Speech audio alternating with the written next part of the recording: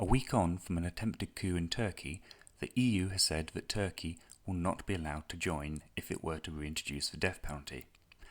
What a ridiculous reason to give. I am no supporter of the death penalty, but this is rank hypocrisy. The EU gets on pretty well with America, Japan, Saudi Arabia, India, Thailand, Taiwan and Singapore.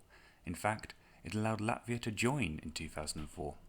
Latvia didn't abolish the death penalty until 2012. So the death penalty is the issue the EU has. Really?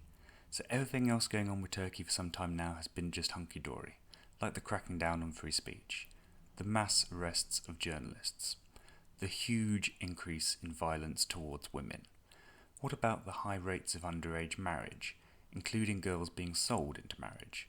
What about the huge exodus of ethnic and religious minorities? What about the huge increase year on year in crime? What about 1 in 13 viewing ISIS favourably? What about the President saying back in March that freedom and democracy have no value in Turkey? For some reason, the EU was kind of okay with all of that. In 2014, the EU agreed to give Turkey €4.5 billion to help facilitate Turkey's ascension to the EU. That's our taxpayers' money, by the way. And this year, they pledged an extra €6 billion in relation to the migration crisis. So what's changed? It's public perception. They need to say something bad against Turkey, and the potential introduction of a death penalty is the only really thing that might have changed. It'll be really interesting to see whether the EU carries on giving Turkey the €4.5 billion. I suspect it will. As an aside, the attempted coup gave rise to quite possibly the most stupid tweet by an MP ever. Chris Bryant, Labour MP, tweeted that the coup was a result of Brexit, strangely missing the fact that Turkey has a long history of military coups and political unrest had been growing due to the President cracking down on free speech and making some highly controversial constitutional changes. Understandably, a lot of people took him to task on Twitter, asking him whether the 1997 coup was due to Brexit. Someone asked him whether he'd been drinking. Chris responds that we pushed Turkey away at our peril.